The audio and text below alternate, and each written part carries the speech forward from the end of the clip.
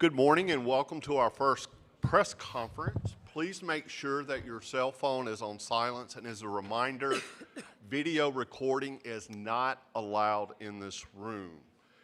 If you would, raise your hand. I've got two mic girls on both sides, and they will get you a mic. When you receive the mic and you ask your question, please state your name and affiliation. At this time, Coach Banghart will give us an opening statement, and then we'll take your questions. Thanks for being here today, guys. What an exciting event already to have some of the best teams in the country going at it.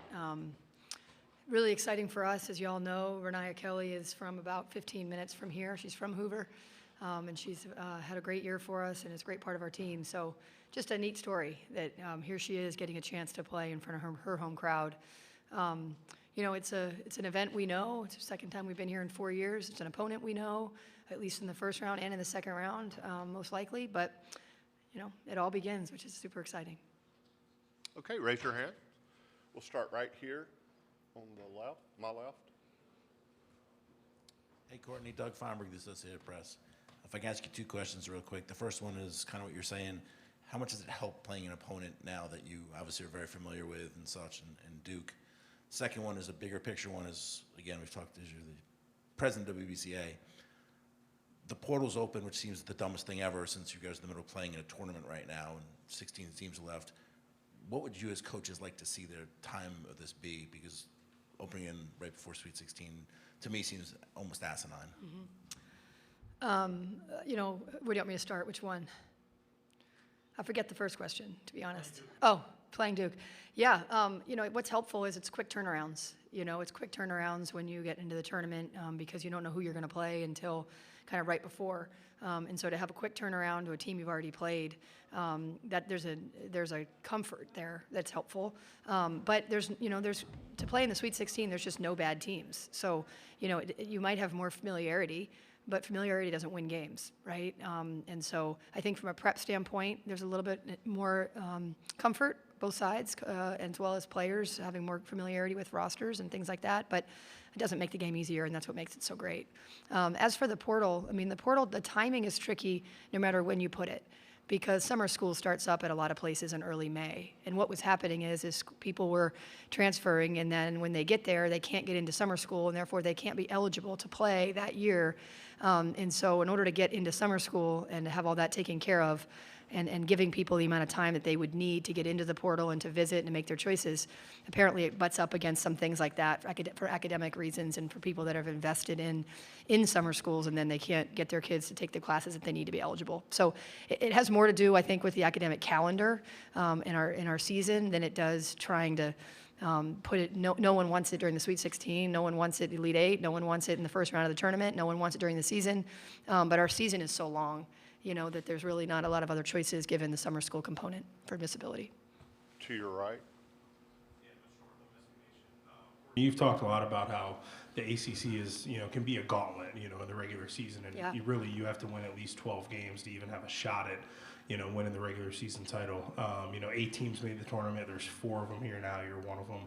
How does that conference slate really prepare you for this stage? Not just, you know, the familiarity of playing Duke, but sort of going through all that.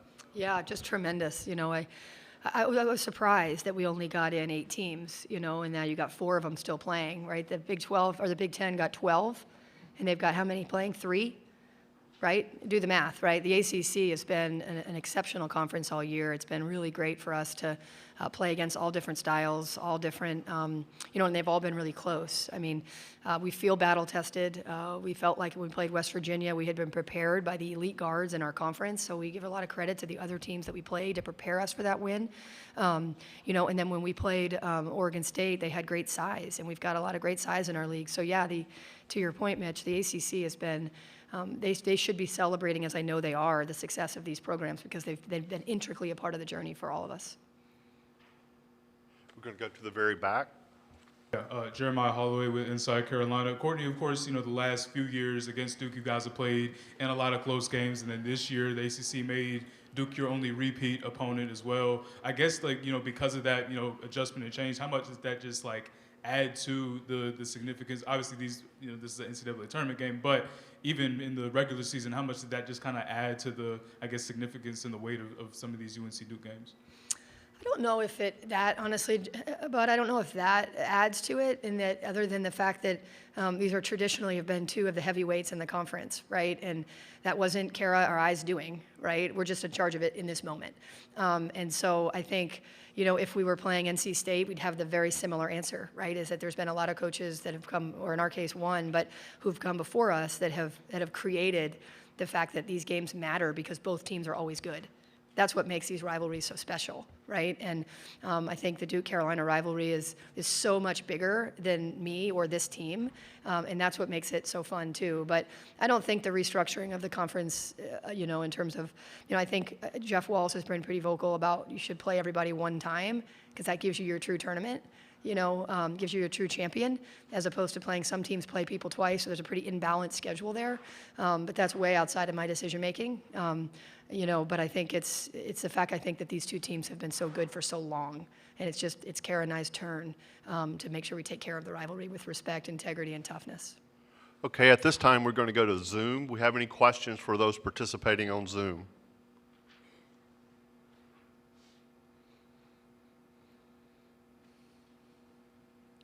Okay, back up front. Hey, Courtney, Ariel Bottom, Tar Heel Tribune. I want to ask about the turnover battle. That seems like it's going to be a key part of that game. What's the key to winning the turnover battle tomorrow? And also, what are your feelings of playing an ACC team this early in the tournament? Well, with these big conferences, that's the only way, right? I want teams to be seated where they belong, and whoever you play, you play. And so when the conferences were a lot smaller, you had 4 major or 5 major power conferences. It was a little bit easier to shuffle around. But this is what you get with big conferences where there's so many heavyweights. So that's fine. To me, we're a 3 seed. We're playing a 2 seed, and all the 2 seeds are good, and all the 3 seeds are good. It doesn't really matter who. But in terms of the turnover battle, that's always a good statistic to care about, right? Like, if you turn the ball over, you're not only giving up your offensive opportunity to score into that singular possession, but you're giving the other team a chance to score against a non-set defense. So that's a statistic that both sides, it kind of is a double whammy if you're the team turning it over, and it's a double positive if you're the team who's created the turnover.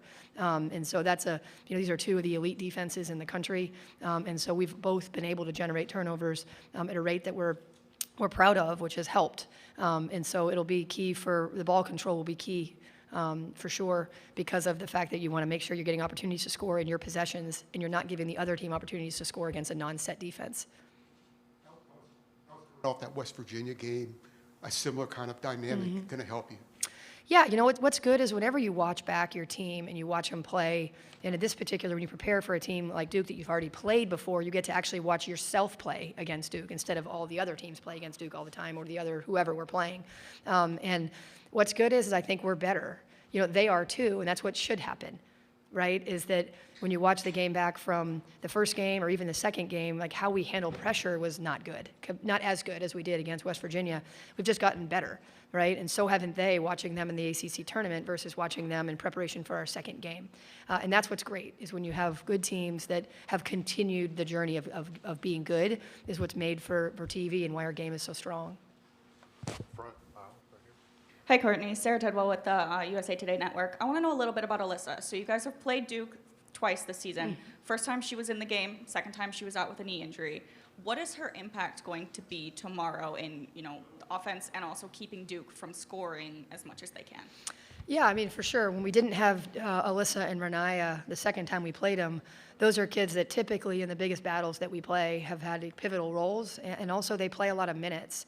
So it helps with the fatigue, right? So you're taking 60 minutes, if you add the two together, at least, probably more, 70 minutes that were taken away. And then other people had to play so many more minutes than maybe they had less rest and things like that. So fatigue certainly settled in, especially towards the end of that third quarter, which is when they went on an 8-0 run.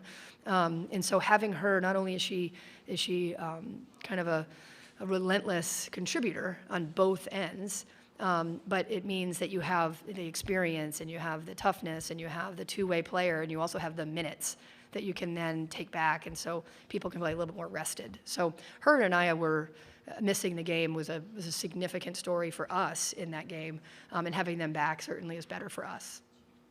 Third row. Right back here. Ben Pickman from The Athletic. Just following up on Doug's question related to the portal, just how did you and your staff kind of balance the transfer portal recruiting with game prep this week? Did you have people who were working the phones on Tuesday? Did you say, okay, after Wednesday, we're not doing any more portal work, or how are you guys kind of managing the dual workloads? You always look at your own roster first and figure out what you think what you're gonna have and what you're gonna keep and all that, and then you look at what you have coming in and how many spots you have and all that. So you need to monitor the names, and but if there's some that are monitoring it so closely and they're just reaching out to everybody, that's not us. That's just not our style. And so we're a little more targeted, and we're also it's not a race. Like, if you're finding your fit, it's not a race, right? So I know there's like an urgency and everyone's like, oh, the portal's opening. It's like, yeah, and usually things done in haste are not always the most thoughtful things done, right? So we are monitoring it to the point of knowing who is available that we think can help us, and we're gonna do that in due time. But we get to promote that we're still playing basketball. And so we don't have as much time as everybody else, and that's a relevant fact, right? So we're probably not as active as some of the others. Front, middle, right here. Yeah, Mike Vopel from ESPN.com. Coach, I wonder if you could address two things. First, you talked about this being bigger than basketball in some ways because this is literally probably the most premier rivalry in college sports. Cool. I know you're focused on the basketball part of Yeah. that, but can you just talk about what that means to have these two meeting for the first time in the NCAA tournament? And then the fact that you guys, in a lot of ways, are very similar in terms of, both averaging about 70-some points and your opponents only average about 57. How does that make this matchup interesting in that you guys are similar in a lot of ways? Yeah, I mean, I remember when both Kara and I took over these programs, I think there was apprehension from some of the media about, gosh, I hope they get these programs back because of how much the Carolina-Duke rivalry is important, right? And when you take these jobs, you know that, and you hear it early, and you sort of say, okay, yeah, it is important to put yourself in this program in its rightful place. And Kara and I have done that to the point where we're now playing for the first time ever in an NCAA tournament. Like, how cool. And again, I always go back to, I think that I've been in the league now 6 years. I think Kara's been in 6, 5, 7, I don't know exactly how long she's been, but there's been a lot of people who came before us that have made, if this was just right now and it was just about Kara and I mean, 5 years is like it doesn't matter in the trajectory of our game. And so I celebrate along with all the sports fans that have been watching so many Duke Carolina battles throughout the years, and that we're in charge of it in this moment. And we did it. We got you guys an NCAA tournament game between Carolina Duke. I mean, if that doesn't get your blood going, you should check it. You should get it checked, because this should be really, really great for the sport. Yeah, quite similar. Two teams that are tough, fast, experienced, have found ways to win, defensive-minded with toughness and discipline and accountability, change directions quickly. And so, I think that there's sometimes you play opponents where your styles are so different, and you try to say, well, I'm going to try to, that becomes a chess match. This becomes a battle. Right, and so you have to be able to win both ways to be sitting where we're sitting. But this will be more of a battle than it will be a this, then this, then this, which is what March is for. Very exciting. Hey, Coach. Thomas Ashworth with AL.com. You talked about Reniya, and she's a player that grew up like 10 minutes down the road at one of the best countries one of the best programs in the country for high school. Just how have you seen her kind of grow from year one to year two and kind of being a full-time force in the starting lineup? Yeah, I mean, I remember getting Reniya, and I knew what I was getting. I started her first game of her freshman year, and then she got hurt, obviously, and missed a bunch last year. And so she's exactly on the trajectory and the progression that I would have wanted and hoped for, and it's been earned. I've been to Hoover High School many times in order to get Reniya in the Carolina Blue, and I thought she was the most improved player in the ACC. If you look at her statistics from year one to year two, you look at how she runs our team, how little of our team changed, and how much better we are. right? It's because she's been in charge of it. You know, so she's just an easy kid. She plays with great passion. She's an easy kid to support. And, you know, even the way she was able to manage a kind of a slight injury to then be back and kind of be full form and have us really help us beat the Florida States of the world, et cetera, as we've played over the last few games. So I know she's the crown jewel of Hoover, and we're certainly glad that she's kind of taken over that role in Chapel Hill as well. Our final question to the right. Kate Shoemaker with the Daily Tar Heel. Courtney, following along with the Reniya point, you played close to home when you were at Dartmouth, and how important is it to, I mean, you know, for her, she hasn't had her family come to as many games as a lot of people. Just to see, when you're in your playing days, just to see familiar faces in the crowd, what does that mean for you as a player? Yeah, you know, I went to school real close to home because that was back before you could even watch on the, you know, on your phones and things like that. And so the only way I was ever going to be supported by my community is if I stayed close, and that was important to me. And, you know, when you sell out Ivy League arenas, that's a big deal, right? And so I think Reniya's gotten, you know, she's really beloved by our community, and Carolina fans, like, wrap their arms around our players. So I think she feels like she does have her family, even though it's different than her biological family in Chapel Hill. But to be able to now have her high school community and some of the peripheral people that have been a part of building her, be able to drive 10 minutes and support her, like, again, if that doesn't put a smile on your face, no matter who you're rooting for in the game, then you should get your heart checked, you know, because this is, these kids come from their communities and they go make a major difference at their institutions. And it's not often that they get to play in front of their home crowd. And so those times where it happens, it's really, really neat, really excited for her. Okay, thank you, Coach. All right, you got it. Thanks, guys. Eli, come on.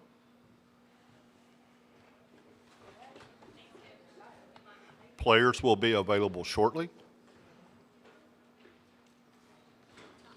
Swap those two, like pull their name placards down closer to you, or do you want to leave them?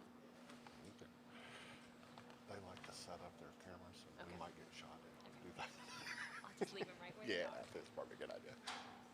I'll ask before the next session.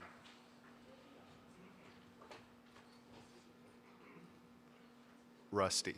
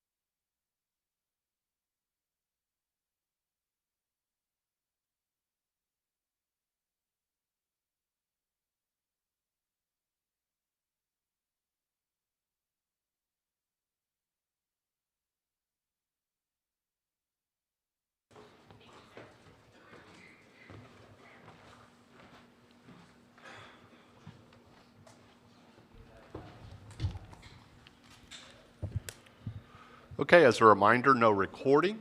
And if you'll get your hands up, we'll get a mic to you, and we're going to start in the front. Again, please state your name and affiliation, and if you have a specific player you want to ask the question, please let them know that.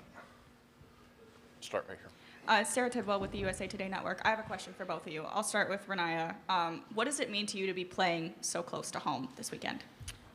Yes, it means everything. I'm just going to explain this from the start. I played here my 8th grade, 9th grade, 10th grade, 11th grade, 12th grade, and I only lost one time, and it was my 9th grade year. So this is like a full cycle for me, and I'm really excited to be here, especially because my family and friends have come out and see me. So it's really a blessing to be back home and be close. It's like 20 minutes away from my house, so this is really close to me. So, yeah. And then Alyssa, this is your final year as a grad student. How does it feel to be, part of history, playing Duke for the first time ever, your biggest rival in the March Madness? Yeah, it's something super special. I mean, there's not a lot of firsts that can be done at Carolina because it's such a rich program with a lot of great history, and so we're just excited for the matchup and to be in the Sweet 16 again. Far right. Mitch North from SB Nation. So Reniya, you're about 4-1 in this building. Yes. Okay. Yeah. What was it like playing here as a high schooler, and when the brackets, I guess, kind of came out? When did you know that there was a chance for you to maybe get sent here in the Sweet 16? Man, I was praying about it. I'm like, I wish I go to Birmingham because I do not want to go to Washington. But it's just great. Like, I just love this place so much because I have so much experience and the atmosphere is always good here. So I'm really just happy to be back in this building, really. Far back. Matt Krause, Star Hill Sports Network from Learfield. Reniya, for you, Duke, like West Virginia, is going to throw some pressure at you. How do you feel that this team is better at handling pressure from earlier in the season to this point? I feel like all of the guards, all the people on the court can handle the ball. So I think from the last game, I think we didn't really handle the pressure really well. We just let them kind of, get us shooken up. But I think this game, we are more comfortable with handling the ball and pushing it up the floor. Associated Press, for both of you, what does it mean to have this sort of be the next chapter in the Duke-Carolina rivalry, since obviously it's one of the biggest in sports to have to meet on this stage now to get to the Elite Eight? Reniya, if you'll take that question first. Wait, I'm sorry, what'd you say? I'm sorry.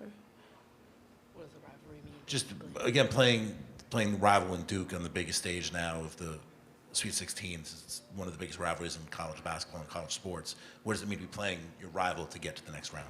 Oh, yeah. I mean, obviously, everyone wants to win. So I think the main focus is to win. Obviously, this is a big rival, and I think the fans are going to love it. The TV is going to love it. Everyone's going to love it. So I think we're just ready to win a game.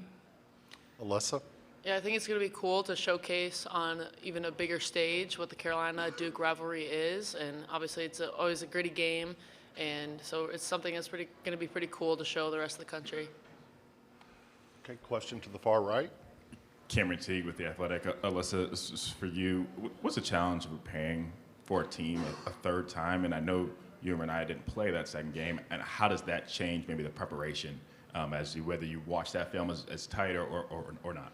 Yeah, that's a great question. When you're this familiar with a team, your preparation looks a little bit different because obviously we know our personnel really well. We know who we're playing against. We know their like A and B options of scoring, and so we kind of have to take another couple steps further in our scheme and how we're going to defend them and how we're going to attack them offensively. So there's definitely like a different package of preparation compared to playing like West Virginia, which is the first time we spend a lot more of our focus on like who they are as individual players and how they kind of their overall theme. So yeah, it's a lot more detailed and takes a little bit more focus.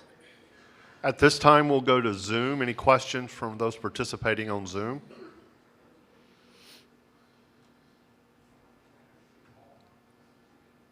All right, back to the, all right.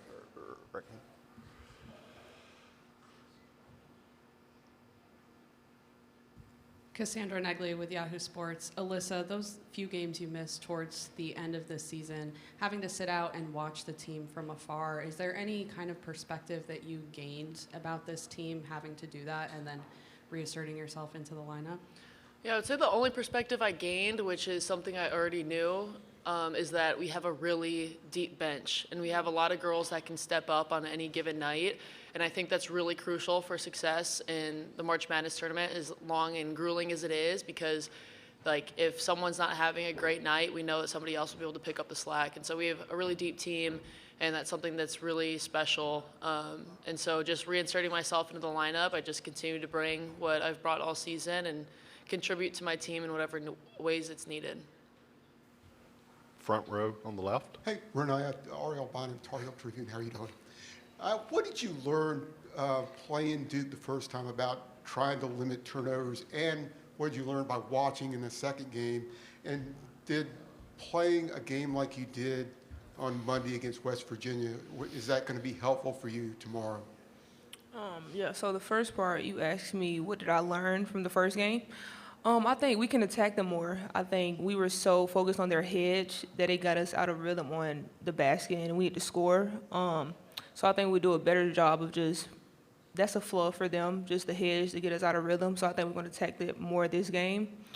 When I was watching, I hate like just sitting out, and it was just really hard for me to watch because I wanted to go to war for my teammates, but I knew we had a deep bench like Alyssa just said, and I think everyone stepped up. We just didn't have enough firepower in the third quarter, and I think it really took us back.